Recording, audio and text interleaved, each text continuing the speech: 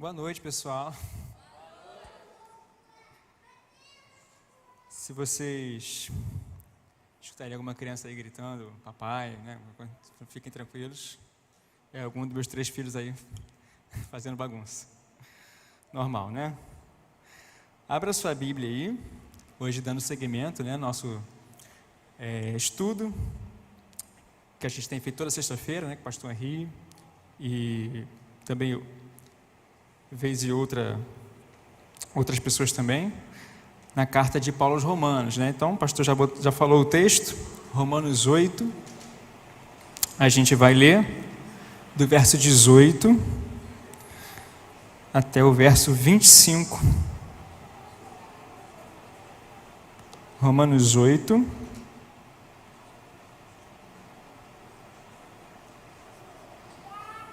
do verso 18 ao 25. Diz assim a palavra de Deus: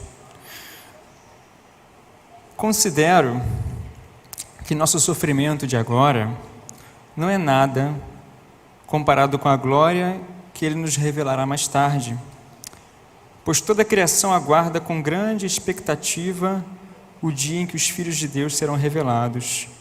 Toda a criação, não por vontade própria, foi submetida por Deus a uma existência fútil, na esperança de que, com os filhos de Deus, a criação seja gloriosamente liberta da decadência que a escraviza, pois sabemos que até agora toda a criação geme, como em dores de parto, e nós, os que cremos, também gememos, embora tenhamos o Espírito em nós, como antecipação da glória futura, pois aguardamos ansiosos pelo dia em que desfrutaremos nossos direitos de adoção, incluindo a redenção de nosso corpo. Recebemos essa esperança quando fomos salvos. Se já temos alguma coisa, não há necessidade de esperar por ela, mas se esperamos por algo que ainda não temos, devemos fazê-lo com paciência e confiança. Vamos orar mais uma vez? Pai querido, nós nos colocamos mais uma vez diante de Ti, diante da Tua presença, pedindo, Pai, que o Senhor me use, Deus, que a Tua palavra fale aos nossos corações. Mais uma vez, obrigado, porque o Senhor já tem falado aos nossos corações nesse culto. Sabemos que também o Senhor tem sido engrandecido, louvado, Deus, e eu Te peço que esse texto fale poderosamente, Pai, na minha vida e na vida de cada um aqui que está me ouvindo, e também quem estiver pela internet, Senhor, que a Tua palavra, Deus, produza em nós o efeito que o Senhor deseja, Deus, a salvação, a edificação das nossas vidas. É o que eu Te peço, Deus, em nome de Jesus. Amém.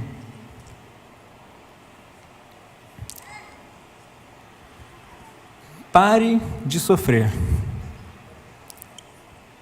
Esse não é o tema da mensagem, né? Porém, certamente você já viu esse slogan, ou essa frase por aí, não só como slogan, mas muitas vezes, em muitas pregações que você ouve por aí, você vê algo meio que parecido com isso, né? Pare de sofrer, um evangelho que vai fazer você parar de sofrer. Embora seja verdade que o sofrimento tem fim, e o texto que a gente leu pontua isso, né? Também é verdade que, pelo menos por agora, o nosso sofrimento não para, né? Muito pelo contrário, a nossa vida é uma vida marcada, sim, pelo sofrimento. No capítulo 8,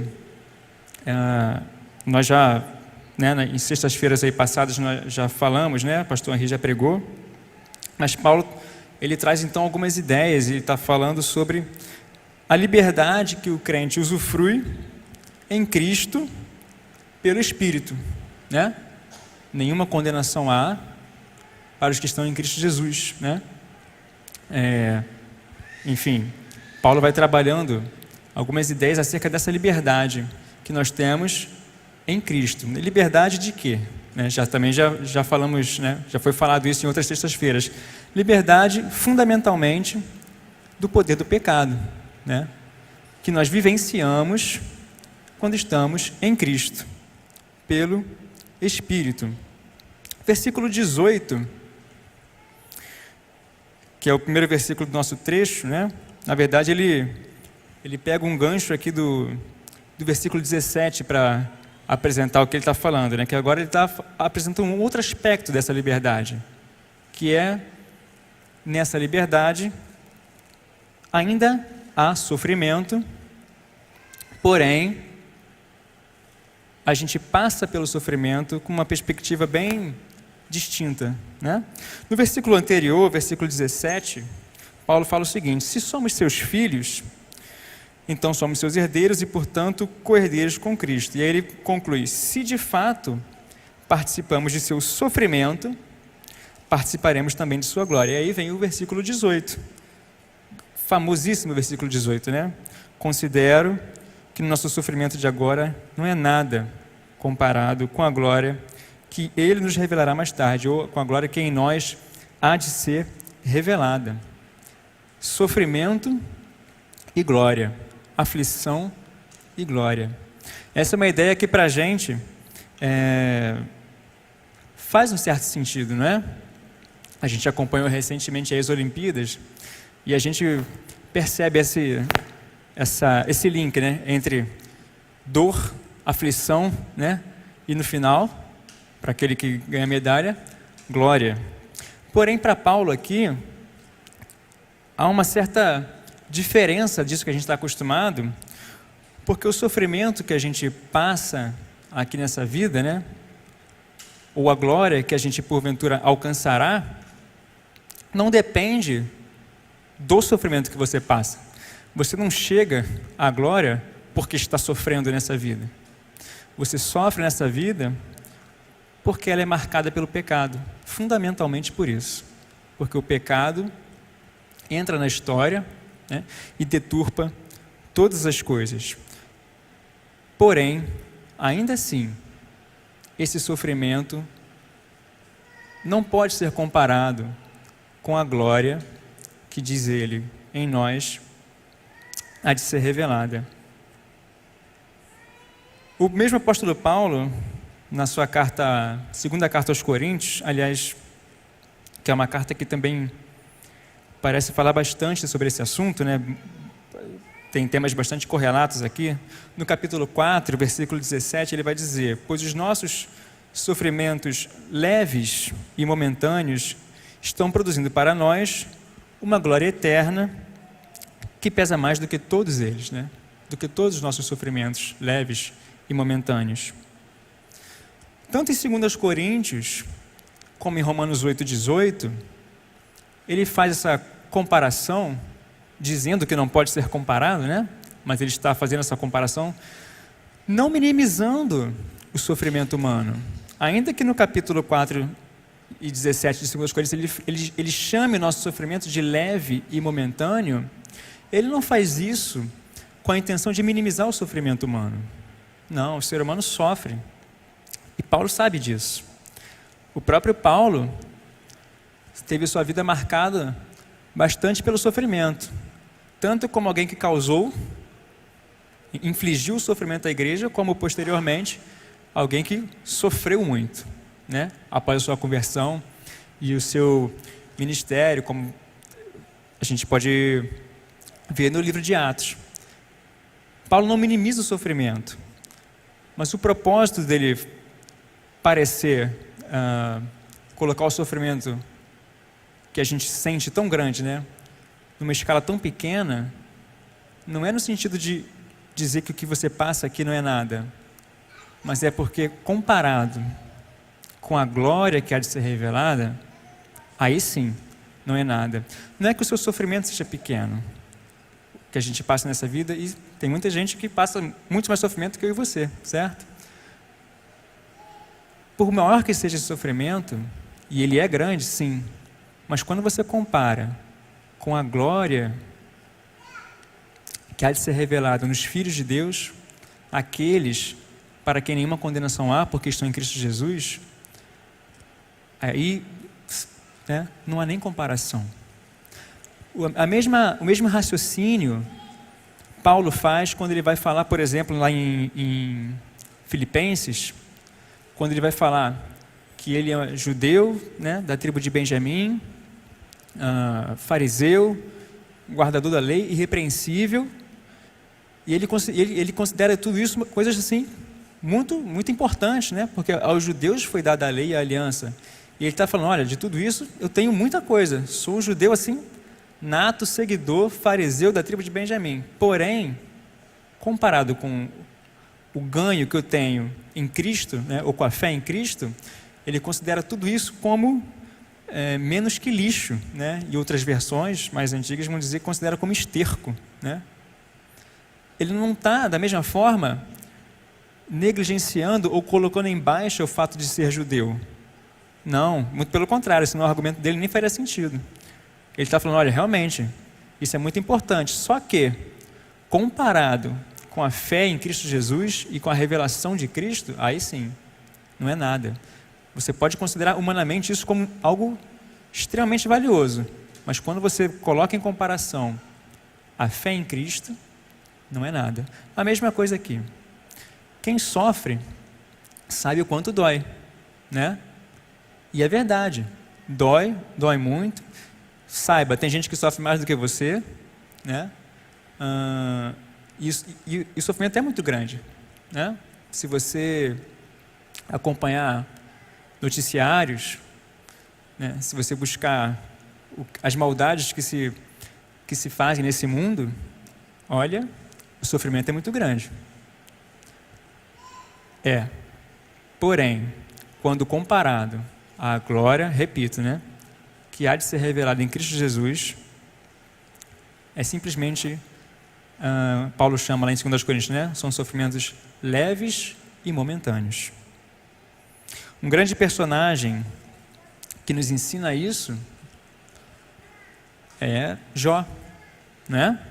Se você conhece a história de Jó, eu sei que você conhece, ele sofreu muito, não foi? Ele perdeu tudo que uma pessoa poderia ter nessa terra, né? O que a gente constrói aqui? Quando na nossa passagem aqui por essa terra, né? Uma família, né? Um relacionamento, pessoas, saúde e bens, dinheiro. Ele perde as 3 coisas. Ele perde a família dele, ele perde a saúde dele, né? E ele perde todos os seus bens. Humanamente, não lhe resta nada.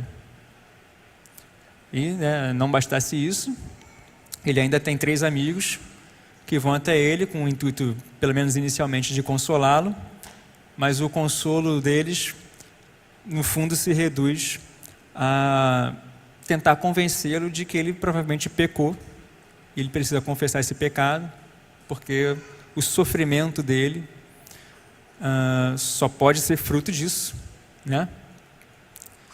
E Jó nunca fica sabendo, né? Nós sabemos por que ele está sofrendo, a gente sabe o que acontece no início do livro, né? O prólogo ali deixa claro para nós, né, que os filhos de Deus se apresentam, né, e tem aquele diálogo de Satanás com Deus.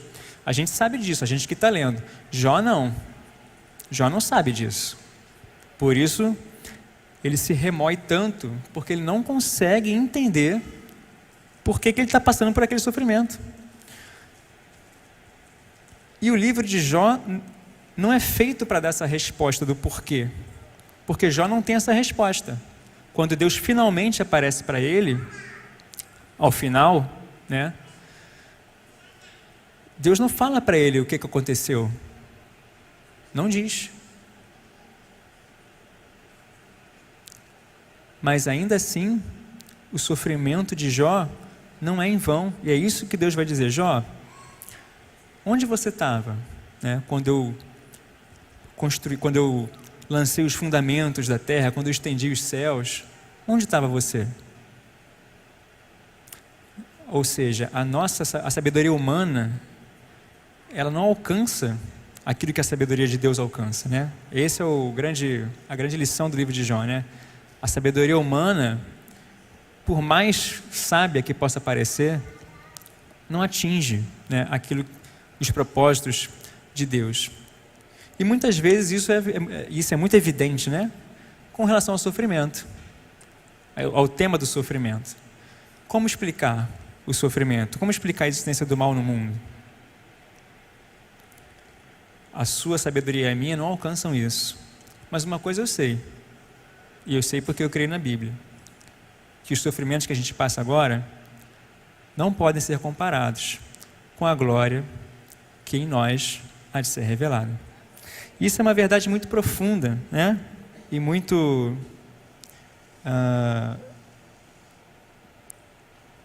importante de ser aprendida, né?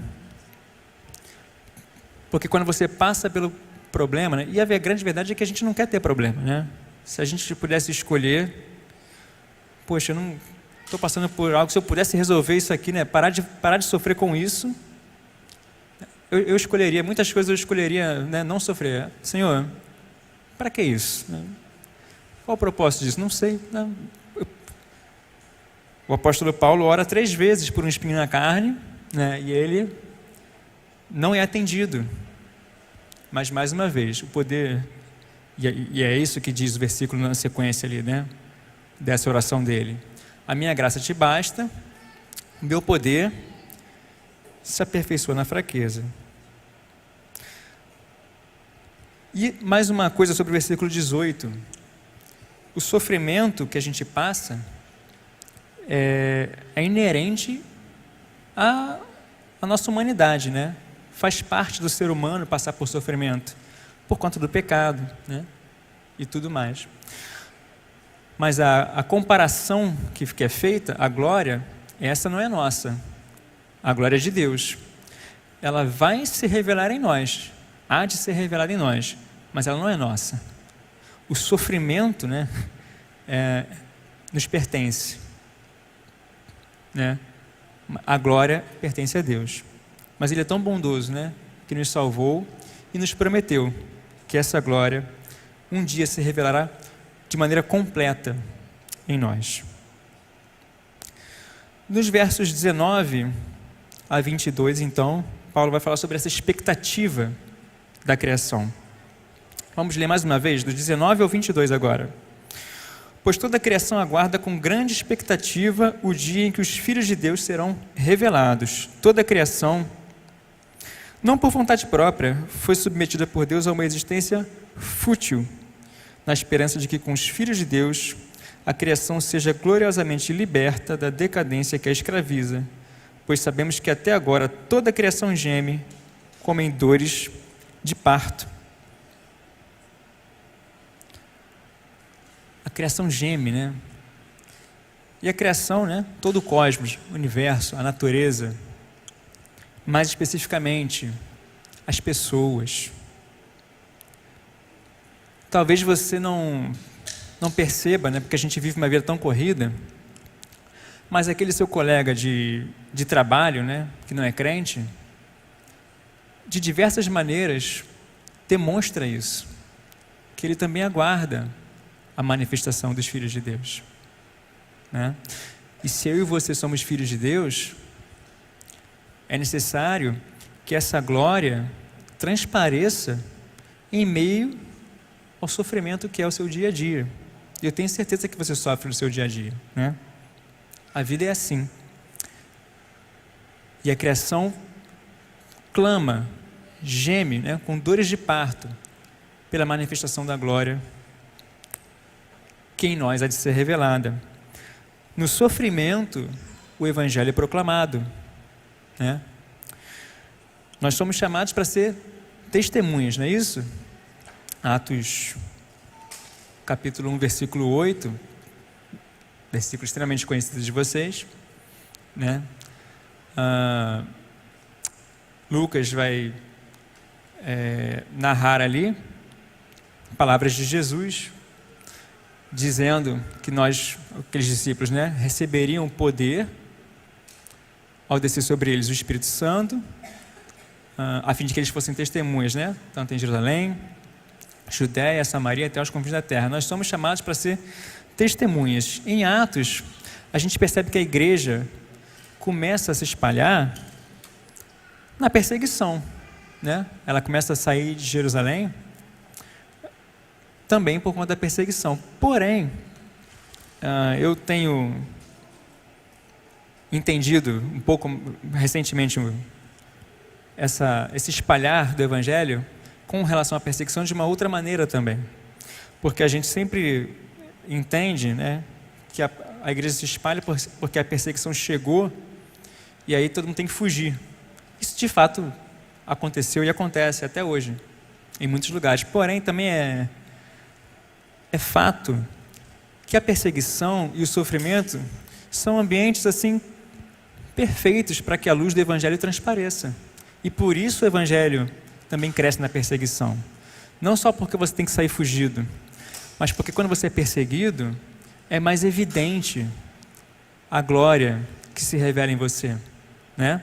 Quando você está no seu ambiente de trabalho, na sua faculdade, seu estudo, e as pessoas olham para você, quando está tudo bem, é difícil para ela distinguir entre a sua vida e a vida de alguém que não crê. Agora, quando está acontecendo algo assim, né, ruim, e aquela pessoa olha para você e vê como você reage, né, o que você faz, como você lida com determinada situação, né, aí o testemunho do Evangelho ressalta, né, vem mais à tona, fica mais evidente.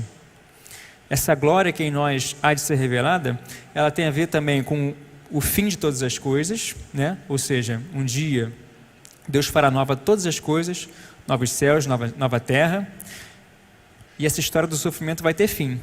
Porém, no mesmo texto, e a gente vai chegar lá, a gente percebe que essa glória revelada, ela já está presente aqui, na sua e na minha vida, na vida daqueles que já são de Cristo Jesus.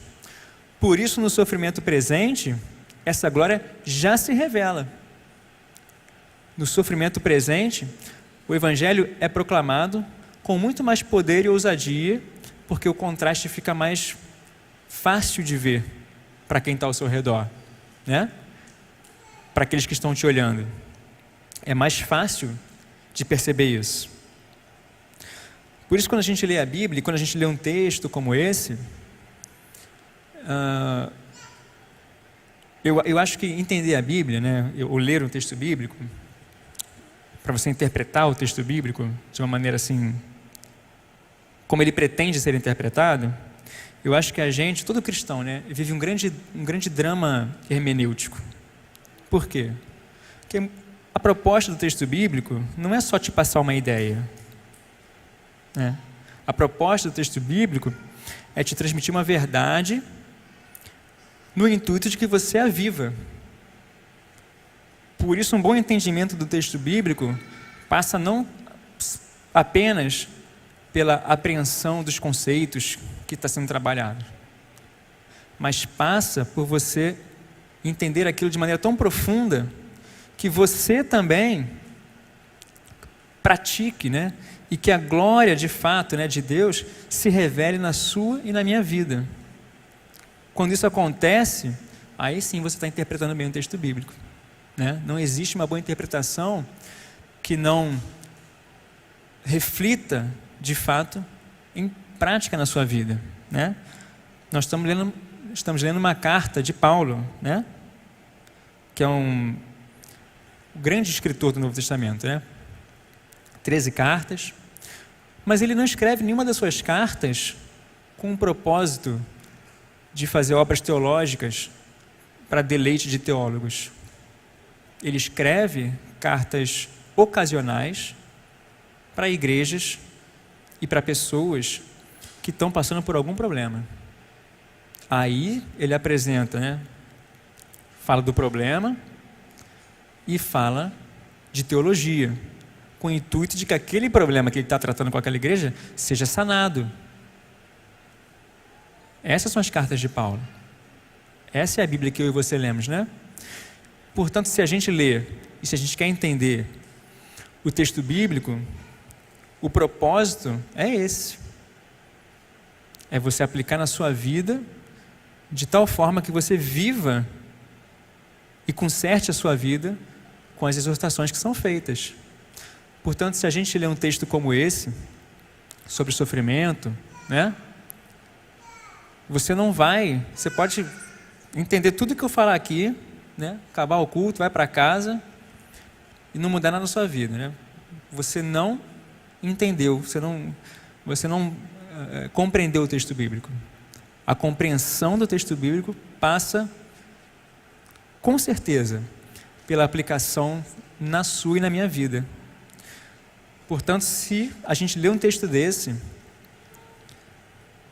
e a nossa vida lá fora, em meio ao sofrimento, que faz parte, né, da nossa existência, se a gente não consegue demonstrar essa glória e esse Espírito Santo que habita em nós, nas situações decadentes que a gente vive, você não entendeu nada do texto bíblico. Você pode ser, você pode falar grego fluentemente, o grego koiné pode ser a sua língua materna, mas se você não está aplicando na sua vida, você não está interpretando o texto bíblico. Por isso, eu acho que existe um grande drama aqui hermenêutico, principalmente em textos como esse, que falam de sofrimento. Tem uma história que eu acho muito interessante, eu vou contar rapidamente, não sei se eu já contei alguma vez, mas que deixa bem claro essa proclamação do Evangelho em meio ao sofrimento. Poderia falar de várias histórias da Bíblia, né? Inclusive da história de Paulo, mas é uma história que eu já li algumas vezes esse texto e sempre me toca muito. Não sei se você conhece um pastor já falecido que viveu na Romênia, chamado Richard Wurmbrand. Ele foi fundador de um ministério chamado Voz dos Mártires. Ele conta num determinado texto, um testemunho interessante de uma jovem, era uma jovem, não sei, ele não fala a idade, mas era uma jovem que estava presa, acredito que na União Soviética, né? A história não é da Romênia, ele é da Romênia, mas a história é da União Soviética. Ela estava presa e havia um membro lá da KGB, chamado Nadionov, que era alguém assim, como é que eu posso dizer assim em termos leves? Ele diz no texto que ele não torturava ninguém, o que ele fazia era outra coisa. Pense no que um ser humano, um homem, faz de pior com uma mulher. Era isso que ele fazia, né? É isso que ele fazia. E ele entra na cela onde estava essa jovem, uma jovem cristã, né? E ele entra para acabar com ela mesmo, né? E ela fica ali, ele vem chegando, grande, corpulento, e ela cheia de medo. Mas naquele momento, ela, cheia da graça de Deus, né? Não tem outra explicação, dá um passo à frente, vai até ele e fala para ele: olha, eu amo você. E aí ele para, né? Provavelmente ele nunca escutou aquilo na vida dele, nunca ouviu dizer que ninguém amava ele. E ela fala: não, eu amo você. Na verdade, tem muita gente que ama você, e na verdade você é tão amado que Deus enviou o seu filho para morrer por você. O texto segue dizendo que não sabe exatamente o que ela falou para ele além daquilo, mas o fato é que ela ganhou aquele homem para Cristo. Ele se converte e mais tarde ele inclusive tentam assassiná-lo, os membros da KGB. Alguns membros da igreja próxima ficam sabendo, vão até a casa dele, encontram ele semi-morto com a corda no pescoço e ele, enfim, se torna cristão, membro de uma igreja batista na época lá. O que eu quero dizer com isso? A gente sofre muito, né? Mas assim, sofrimento igual o que ela passou, essa jovem, eu nunca sofri.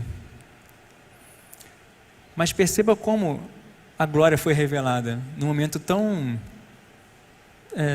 drástico, né? Eu trouxe esse exemplo drástico realmente para pontuar bem o que eu estou querendo dizer, né? Não importa o tamanho do sofrimento, não se compara com a glória que é revelada, né? E por mais que a gente não entenda todas as coisas que a gente passa, aquilo que a gente tem por certo, né? E Paulo vai concluir o texto dele dizendo isso, que ele tem por certo isso, né? Que a glória é revelada. Vou seguir e meu horário já está quase estourando, né? Tem mais uns 10 minutinhos. Seguindo, no versículo 23, Paulo continua dizendo: e nós, os que cremos, também gememos, embora tenhamos o Espírito em nós, como antecipação da glória futura, pois aguardamos ansiosos pelo dia em que desfrutaremos nossos direitos de adoção. Antecipação da glória futura, né? Outras versões vão colocar o Espírito como primícias, né? Ou seja, o que são as primícias? Antigamente, o povo de Israel, como oferta de gratidão, levava a Deus os primeiros frutos das suas colheitas.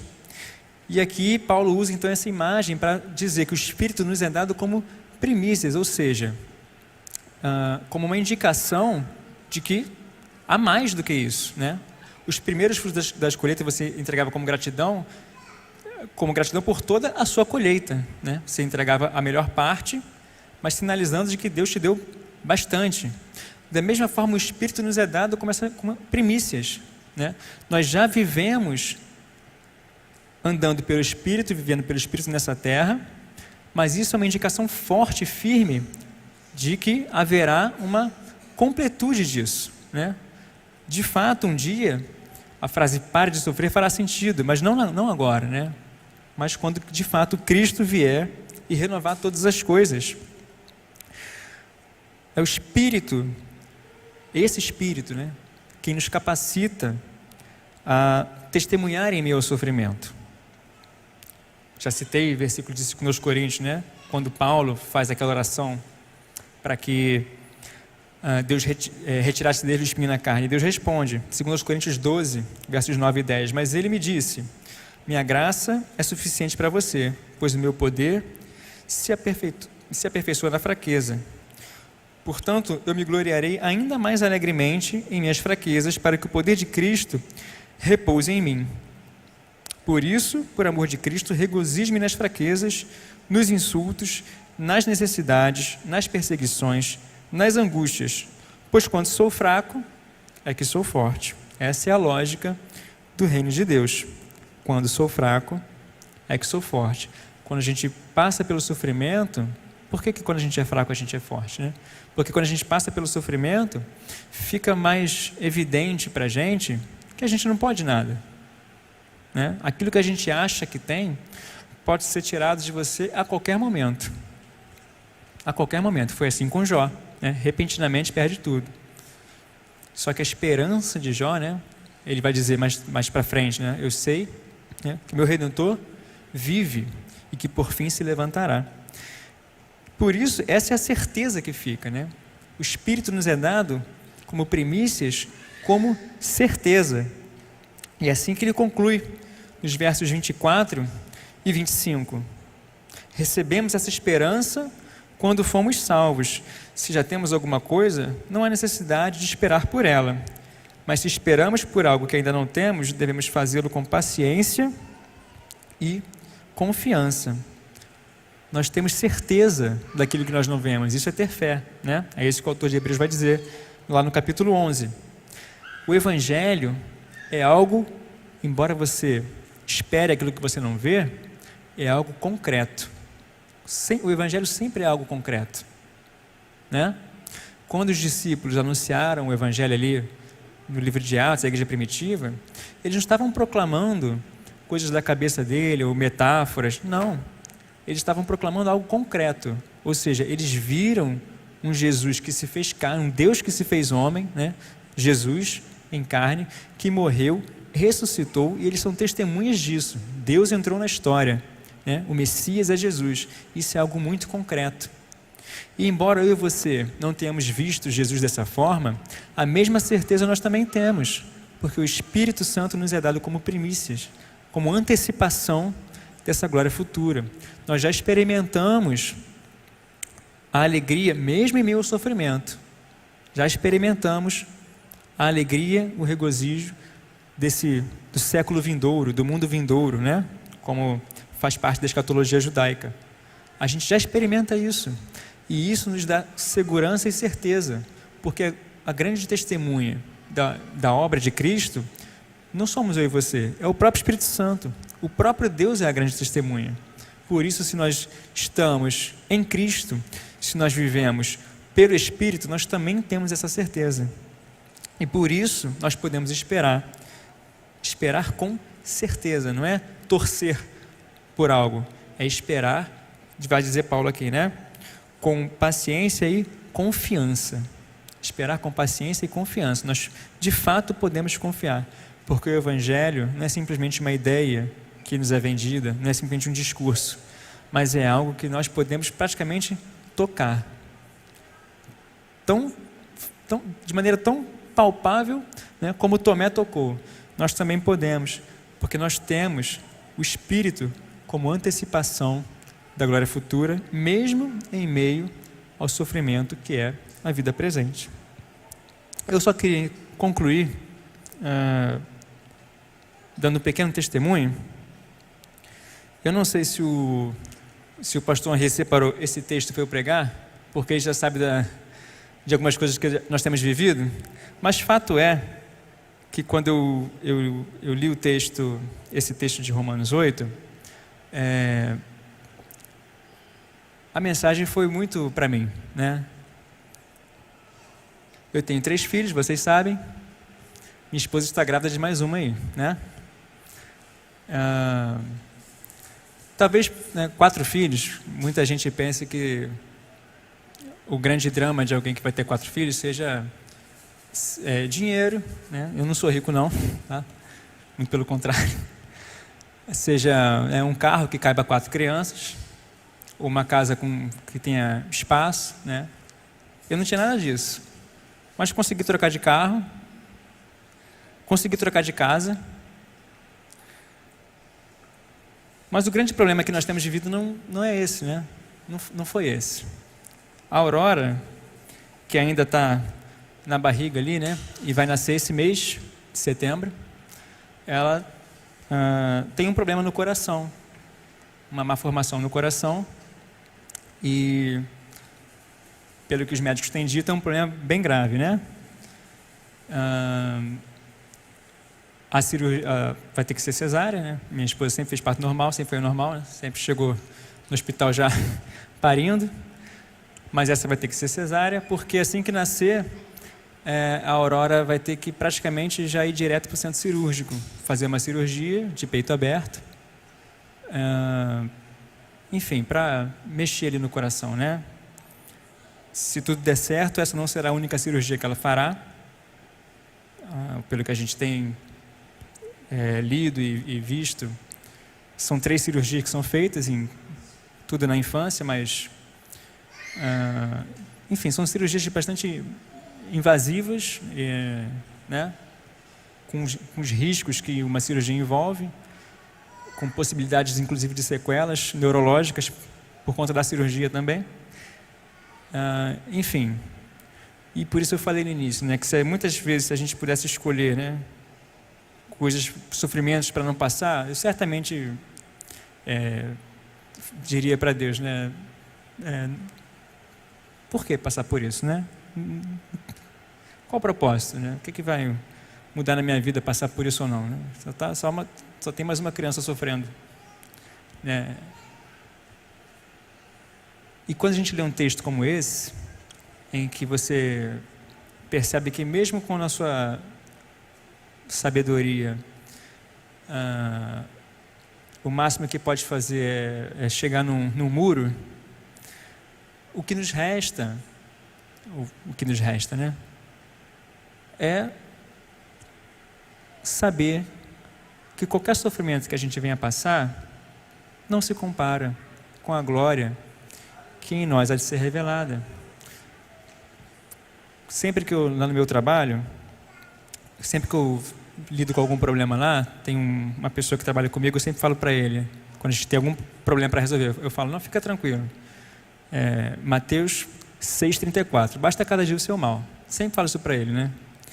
E quando eu fiquei sabendo desse problema da minha filha, né, no mesmo dia eu estava falando com ele, a gente trabalha se falando o dia todo praticamente. Daí eu contei para ele do diagnóstico, mas eu falei, ele não é crente, né, mas eu falei, basta cada dia o seu mal, né? Mateus 6,34, do mesmo jeito, né? Porque esse versículo não se resume, né? Eu não posso usá-lo simplesmente para dizer que eu posso lidar com perturbações no local de trabalho em qualquer lugar, mas é uma verdade que precisa ser, de fato, aprofundada nas nossas vidas, né? Basta a cada dia o seu mal. Os sofrimentos que a gente passa são leves e momentâneos, não porque são pequenos, mas porque, em comparação com a glória de Deus, não são nada, né? Por isso, essa é uma verdade muito, muito preciosa que Paulo traz aqui, né? Sobre a liberdade que você e eu temos em Cristo. Se tem alguém nesse mundo que pode passar muito bem pelo sofrimento, é aquele que tem o Espírito como primícia na sua vida. É aquele que tem essa antecipação da glória futura. Porque ele sabe, você e eu sabemos disso. Podemos não entender, né? Podemos não entender porque nossa mente não alcança tudo. Mas nós podemos viver, né? E olha que interessante essa hermenêutica, né? Que a hermenêutica é você interpretar o texto bíblico. E você consegue interpretar muito bem esse texto, mesmo sem entender o porquê do sofrimento. Você não precisa entender por que você passa pelo sofrimento para entender o texto bíblico. Você precisa saber que o seu sofrimento não é nada quando comparado com a glória de Deus, com aquilo que há de ser revelado em mim e em você, a glória do próprio Deus, e que é fato, porque o Espírito Santo habita em mim e em você como primícias, como uma sinalização evidente de que há muito mais para mim e para você. E um dia sim, essa frase "para de sofrer" fará sentido, mas não porque ela será dita em algum púlpito por aí, com propósitos estranhos ao Evangelho, mas porque será dita pelo próprio Cristo, pelo próprio Deus, quando Ele vier, literalmente vier. O Evangelho é algo concreto, palpável. Cristo vai voltar. Quando Ele vier e transformar, renovar todas as coisas, aí sim, nós pararemos de sofrer. Não porque fazemos algo ou não, mas porque o próprio Cristo virá e transformará todas as coisas, nos dará um novo corpo, a mim, a você, a Aurora, e estaremos reunidos para sempre com Ele. E isso precisa ficar claro na sua e na minha vida já, agora, hoje, amanhã, quando você se encontrar com seu amigo. Ele precisa ver em você isso.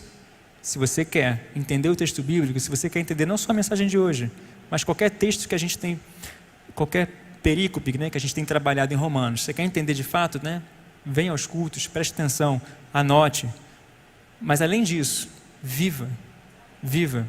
Isso é uma boa hermenêutica. O Espírito Santo habitando em mim e em você. Amém?